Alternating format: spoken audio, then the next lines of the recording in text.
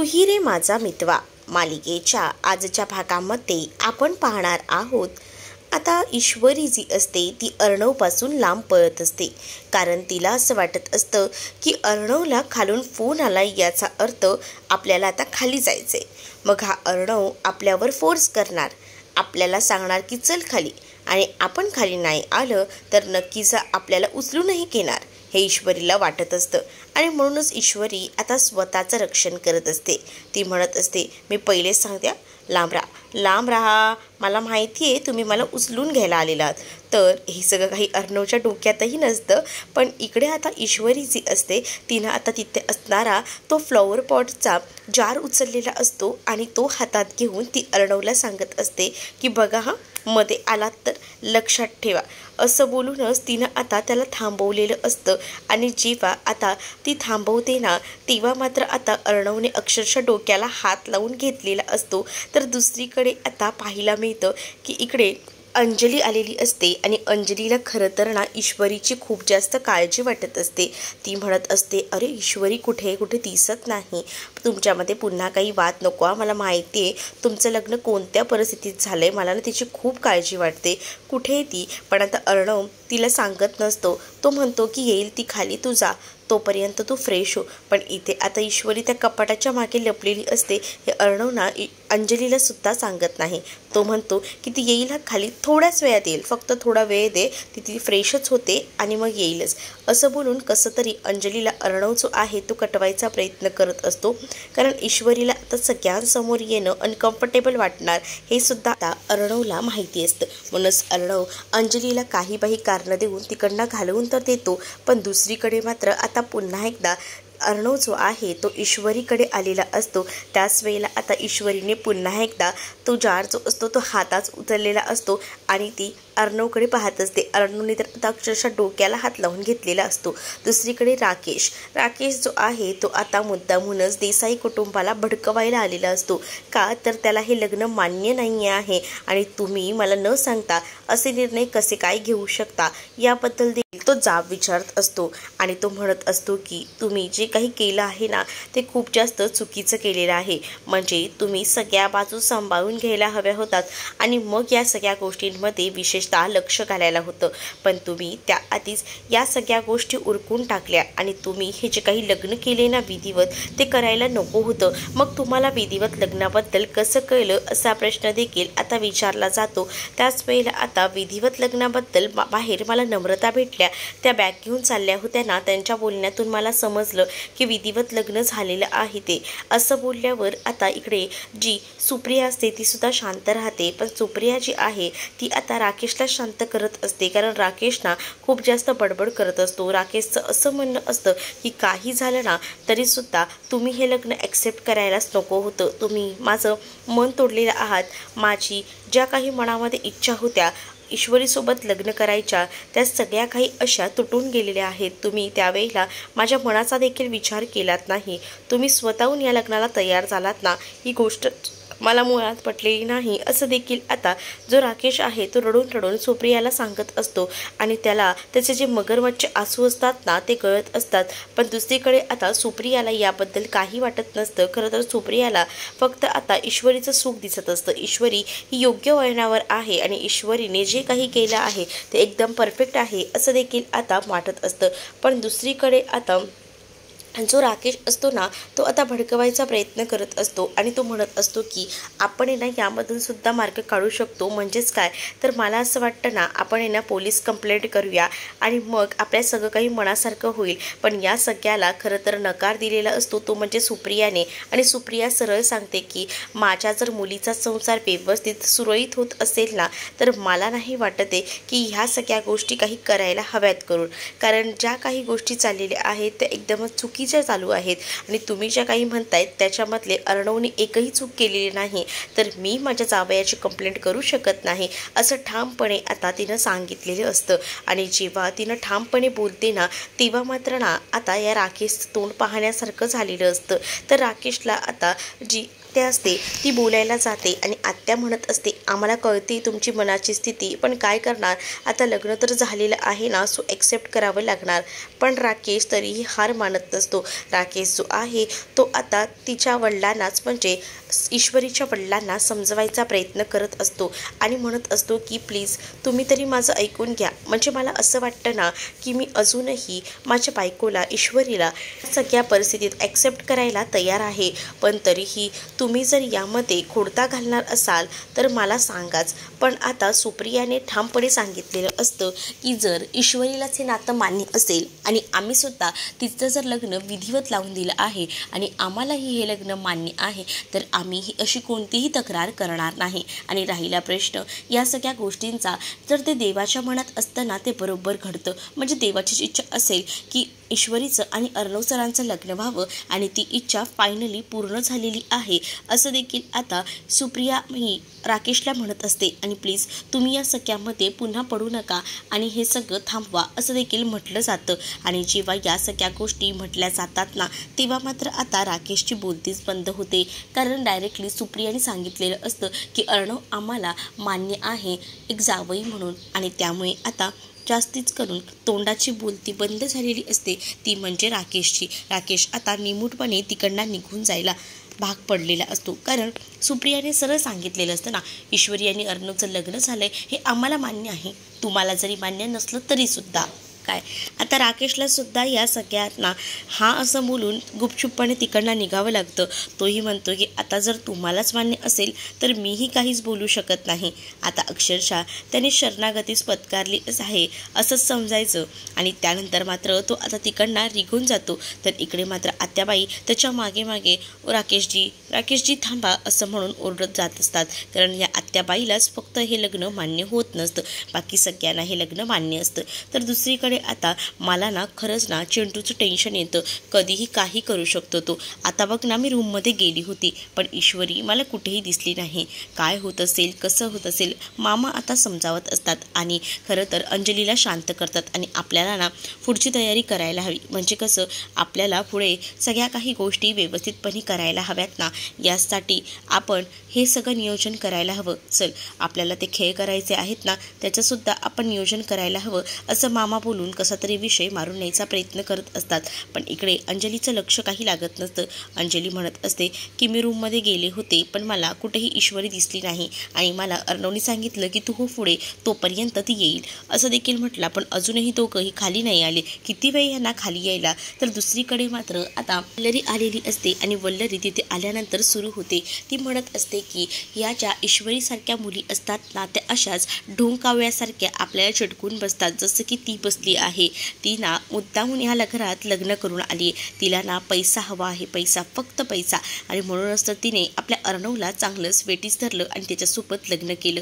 तर तेवढ्यातच दारात ना आता नमू आलेली असते आणि नमूने हे शब्द ऐकलेले असतात. नमू दारावर आली आहे हे समोर असलेल्या या आकाशला दिसतं. आकाश लगेच तिच्याकडे धावत जातो आणि म्हणत असतो की तुम्ही कधी आलात. त्याच वेळेला आता लगेच नमू म्हणते की आताच मामी बोलत होत्या ना की इशू संधी साधू आहे म्हणून, तेव्हाच मी आले. आणि त्यानंतर आता आकाश जो आहे तो नमूला बॅग घेऊन यायला मदत करत असतो. त्याच वेळेला आता मामी म्हणत असतात की आता काय तू सुद्धा आमच्याच घरी राहायला आलीस का. त्यावर नमू म्हणते की ह्यामध्ये खरं तर इशूचे कपडे आहेत तेच द्यायला आले होते असं देखील तिनं आता म्हटलेलं असतं. तर दुसरीकडे मात्र आता नमू जी आहे ती म्हणू लागते की तुम्ही जसं समजताना माझ्या ताईबद्दल विचार करताना तो चुकीचा आहे. म्हणजे माझी ताई तशी नाही आहे, तुम्ही ज्या काही गोष्टी बोलत होतात ना त्या खूपच चुकीच्या होत्या असं देखील आता नमू जी आहे ती आता वल्लरीला म्हणत असते.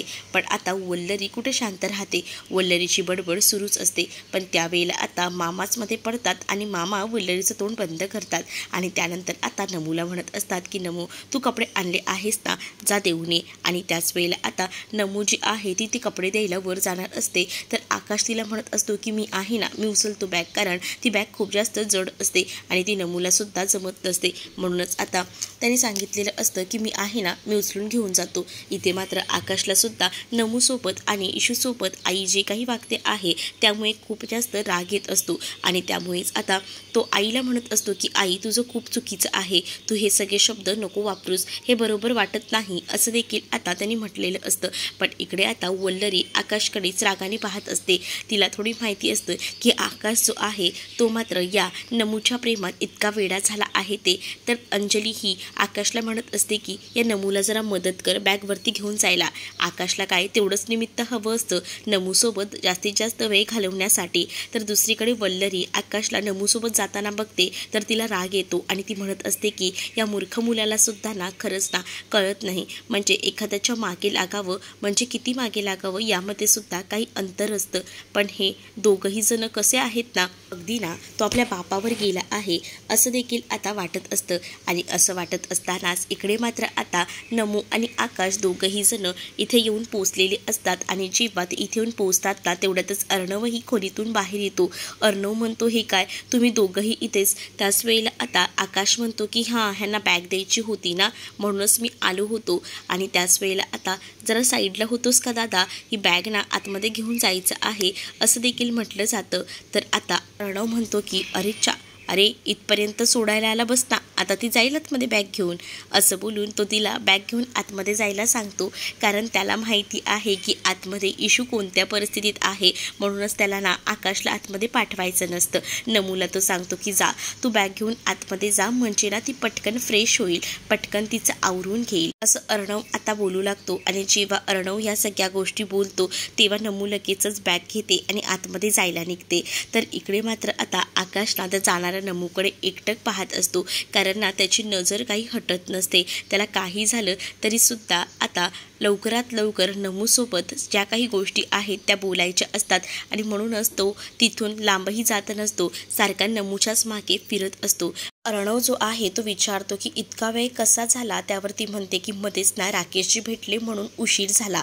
अर्णवला आता कळतं की राकेश घरी गेला होता ते. पण आता अर्णव जो आहे तो नमूला आणि त्याचसोबत आकाशमध्ये मध्ये मध्ये येत असतो. तर आता नमू जी आहे ती आतमध्ये गेलेली असते आणि जेव्हा नमू आतमध्ये जाते ना ती ईश्वरीला हाक मारते. ईश्वरी कपाटाच्या मागे लपलेली असते आणि तिला जेव्हा आवाज येतो ना तेव्हा ती लगेच बाहेर येते आणि ती पाहू लागते. आणि त्यावेळेला तिने जे काही कपडे घातलेले असतात ना ते पाहूनच आता खूपच जास्त हसू ना नमूला सुद्धा येतं. नमूला लगेचच आता ईश्वरी म्हणते की काय ग ताई, तू पण सुरू झालीस का.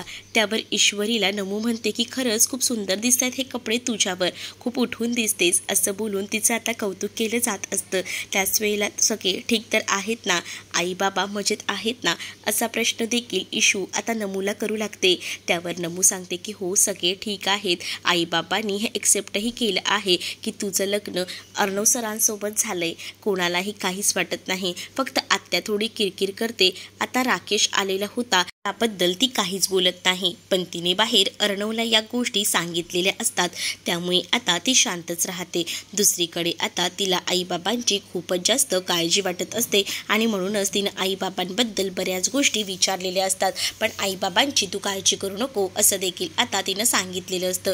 तर दुसरीकडे आता पाहायला मिळतं मामा आणि अर्णव हे बोलत असतात. त्याच वेळेला आता मामाला अर्णव सांगू लागतो की राकेश मी इंदोरच्या घरी गेला होता, मला आताच हे कळलं आहे आणि ही गोष्ट तुला कशी काय कळली हा प्रश्न देखील आता विचारला जातो. त्यावर आताच नमूने मला सांगितलं ही गोष्ट देखील आता तो म्हणत असतो. आता या सगळ्याचं काय करायचं ना ते मी बघतो, तू टेन्शन घेऊ नकोस, तू आता ज्या काही विधी आहेत ना त्या पूर्ण करून घे असं देखील मामा जो आहे तो अर्णवला सांगतो आणि त्याला ह्या टेन्शनमधून जरा का होईना जरा रिलॅक्सेशन देतो. तर दुसरीकडे मात्र हे सगळं काय आहे, म्हणजेच अंजलीने सगळ्या काही गोष्टींची तयारी केलेली असते. मग या सगळ्या गोष्टी नेमक्या कसल्या आहेत, काय आहेत, कसं सुरुवात करायची आहे सांग ना जरा.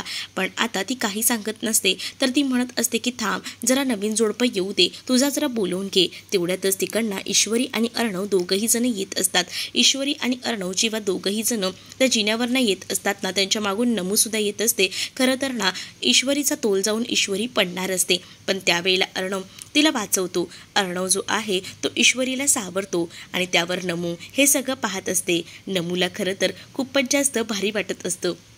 की कुठेतरी सगळं काही चांगलं घडते, व्यवस्थित घडते हे सुद्धा आता वाटत असतं. तर इथे आता ईश्वरी जी आहे ती एकटक त्या अर्णवकडे पाहत असते.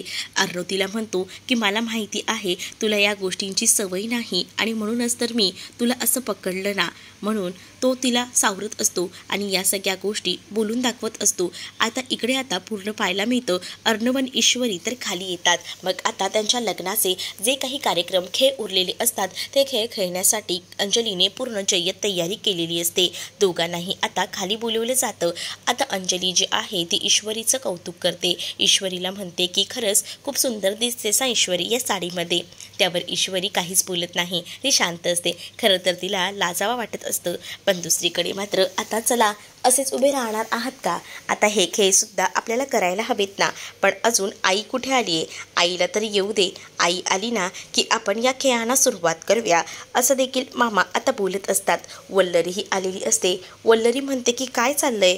म्हणजे आता लग्नाआधी तर खेळ घालूनच ठेवलाय, मग आता ह्या लग्नानंतरचे खेळ करणं गरजेचं आहे का? असं बोलून ती आता टोमणा मारत असते.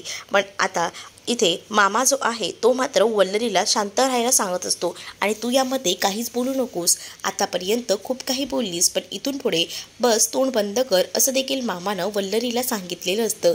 वल्लरी म्हणत असते की मी काय चुकीचं बोलते? याआधी बरेच तर खेळ करून झालेत, मग आता हे नवीन खेळ कसले? मग मामाने ओरडल्यावर गुपचूपपणे आता वल्लरी शांत राहते. पण आता अजूनही आजी आलेल्या नसतात, म्हणूनच सगळीजणं आजीची वाट बघत असतात. तर इशू मात्र आता वेगळ्याच नजरेनं अर्णवकडे पाहत असते. तिला थोडा अनकम्फर्टेबल फील होत असतं. दोघंही जण एकत्रच उभे असतात. आता त्या दोघांनाही पाटावर बसायला सांगितलं जातं. आजी आलेली असते, दोघांनाही पाटावर बसवतात. तर अंजली जी आहे ती आता त्या गेमचं महत्त्व त्यांना समजावून सांगत असते. म्हणजेच त्यामध्ये एक गुलाबाच्या पाकळ्या आणि पांढरं दूध टाकून ते पाणी बनवलेलं आहे आणि आता अंजलीच्या हातात अंगठी असते. अंजली म्हणत असते की आपण हे डाव जवळजवळ 5 वेळा खेळणार आहोत. 5 पैकी जास्त वेळा ही अंगठी कोण बाहेर काढेल तो हुकूम गाजवेल. मग करायची का गेमला सुरुवात? आणि त्याच वेळेला आता अंजली ईश्वरीला खास करून सांगत असते की तुझ्यासाठी ही चांगली संधी आहे. म्हणजे तुला जर असं वाटत असेल ना की अर्णवने तुझं ऐकावं तर मग तू ही अंगठी काढूनच दाखव असं देखील अंजली आता ईश्वरीला सांगू लागते. आणि त्यामुळे आता ईश्वरी सुद्धा या सगळ्यामध्ये टेन्शनमध्ये असते. आता ती अंगठी जी आहे ती त्या पाण्यामध्ये मिक्स केली जाते आणि ती अंगठी त्या दोघांनाही शोधायला सांगितली जात असते. दोघंही जण फक्त एकमेकांच्या तोंडाकडे बघत असतात. एकमेकांना बघत राहूनच आता असं करणार आहात का? मामा बोलतात की ह्याचा काही मी मुहूर्त काढलेला नाही. आता पाण्यात हात टाका आणि शोधायला सुरुवात करा ना. अजून किती वेळ लावणार आहात? असं देखील मामा मुद्दामून त्यांची मजा घेत आता दोघांनाही बोलू लागतो. त्याबरोबर आता अर्णव आणि ईश्वरी हे दोघंही जण काही झालं तरी आता त्या पाण्यात हात घालतात आणि आता सगळ्याचा शोध घेऊ लागतात. म्हणजेच काय तर अंगठी लवकरात लवकर कोण शोधेल हा शोध घ्यायचा असतो. आणि म्हणूनच आता दोघंही जण आता हात आतमध्ये टाकतात आणि तो शोध घ्यायला सुरुवात करतात. ईश्वरी अर्णव हे दोघंही जण खरं तर खूपच जास्त टेन्शनमध्ये आलेले असतात, कारण पाण्यात हात घालायचे असतात. मग एकमेकांना हाताचा स्पर्श होईल मग तर होईलच काम. पण इथे आता वल्लरी पुन्हा एकदा बडबड करत असते. पण आता मामा पुन्हा एकदा तिचं तोंड बंद करतात. पण आता जो काही गेम सुरू असतो ना तो बघून आकाश आणि नमूला मात्र आनंद होत असतो. आकाश जो आहे तो अर्णवला आता सांगत असतो की अर्णव तू करू शकतोस, लवकर लवकर लवकर काहीतरी कर आणि लवकर हे सगळं शोधून काढ असं देखील सांगितलेलं असतं. आणि म्हणूनच अर्णव जो आहे तो आपला हात त्या पाण्यात टाकतो आणि ती अंगठी शोधत असतो. तर ईश्वरी अर्णवकडे पाहत असते तर अर्णव ईश्वरीकडे पाहत असतो. दोघांची काही एकमेकांवर ना नजर काही हटत नसते. दोघंही जण एकमेकांमध्ये पुरते हरवून गेलेले असतात. पण अंगठी शोधण्यामध्ये ते दोघंही जण तितक्याच जोरात कामाला लागलेले असतात. कारण काही झालं तरी अर्णवला आता ही अंगठी हवी आहे का नाही काहीच कळत नसतं, का त्याला ईश्वरीला जिंकवायचं असतं. ईश्वरी सुद्धा पूर्णपणे सगळीकडे पाण्यात हात घालून ती अंगठी शोधायचा प्रयत्न करत असते. दोघंही जण जेव्हा अंगठी शोधत असतात ना तेव्हा त्यांना तो पावसात भिजलेला प्रसंग आठवतो. ज्यावेळेला दोघंही जण पावसात एकत्र ओलीचिंब भिजले होते आणि त्याच वेळेला आता तिथे असणाऱ्या आजीने ईश्वरीला विचारलं देखील होतं की तुम्ही काही लग्न वगैरे पळून जाऊन करताय का. त्यावर तिने सांगितलेलं होतं पळून जाऊन लग्न यांच्यासोबत ठरवून सुद्धा होऊ शकत नाही. आणि हे सगळे शब्द ना आता ईश्वरीला आठवत असतात. तर दुसरीकडे अर्णवही त्याच सगळ्या शोधात असतो आणि त्यामुळे तो सुद्धा आता तिच्यामध्ये हरवून जातो. तर पुढील भागामध्ये आपल्याला पाहायला मिळतं नमुने आता इशूचे कपडे तर आणून दिलेले असतात, पण आता इशूला ते कपडे व्यवस्थितपणे ठेवायचे असतात आणि म्हणूनच इशू जी आहे ती टेबलवर चढलेली असते आणि कपाटावर बॅग ठेवायचा प्रयत्न करत असते. पण त्यावेळेला तिचा तोल जाऊन ती पडणार असते आणि तेवढ्यातच तिला जो आहे तो अर्णव सावरतो. अर्णवला ती म्हणत असते की सोडा म्हटलं ना, सोडा मला. मग आता अर्णव देखील शांत राहतोय का. अर्णवने तिला सोडून दिलेलं असतं. त्यामुळे आता ईश्वरी खालीच पडते आणि तिला लागतं. त्यावर आता अर्णव ईश्वरीला म्हणतो की मला रूमही कोणासोबत शेअर करायची सवय नव्हती, पण आता शेअर करावी लागणार आहे. रूम शेअर करतोय तर आता हे कपाटही तुझ्यासोबत नक्कीच शेअर करेल. आणि त्याने अर्ध कपाट तिच्यासाठी खालीही केलेलं असतं आणि तो तिला त्याबद्दल बोलूनही दाखवतो. तर तुम्हाला हा भाग कसा वाटला हे नक्कीच मला कमेंटमध्ये सांगा आणि असेच नवनवीन भाग पाहण्यासाठी चॅनलला सबस्क्राईब नक्कीच करा.